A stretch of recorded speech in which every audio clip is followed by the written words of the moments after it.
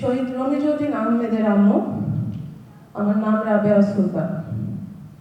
Finally 2 বছরের পর আমি কিছু কথা বলার জন্য এই মঞ্চে উপস্থিত হতে পেরেছি, সেটাও আমার নিজ ইচ্ছা।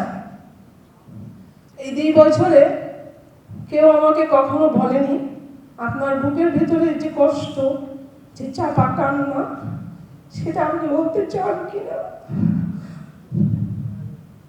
রমিজ আমার একমাত্র অবলম্বন ছিল, তাকে হারিয়ে আমি আজকে শুনলাম নিঃস্ব।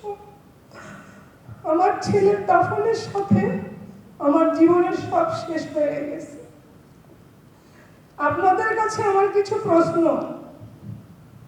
শহীদ আনাস, ফারহান ফায়াজ, গোলাম নাফিস, আবু সাহিদ, মুগ্ধ, এরকম আরো কয়েকজন শহীদের নাম কেন বারবার লাইমলাইটে আসে? আমার মতো আরো যারা শহীদ মাতা আছে, তাদের সন্তানরা কি শহীদ হয় নাই? তারা কি রক্ত দেয় না? তাহলে আজকে 2 বছর পরে আমাকে কেন বলতে হয়েছে যে আমি কিছু বলতে চাই? কেন একবারে স্ক্রিনে আমি আমার ছেলেকে দেখি না? সবার ছেলেদের দেখা যায়, বারবার একই মুখ ঘুরাই দেখা যায়। আমার ছেলে কি দেশের জন্য প্রাণ দেয় নাই? আমি কি আমার সন্তান হারাই নাই? আপনাদের কাছে আমার এই প্রশ্নটা, আপনারা বলবেন কেন আমাদেরকে অন্তরালে রাখা হচ্ছে?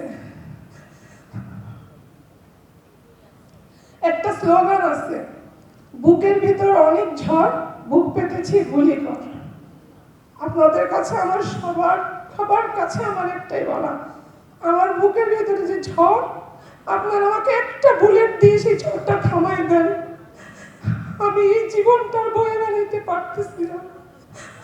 আমার বুকের ভিতরে অনেক কষ্ট, অনেক যন্ত্রণা। আমি আমার একমাত্র অবলম্বন, আমার রমিজ, আমার রূপকে আমি হারাইছি।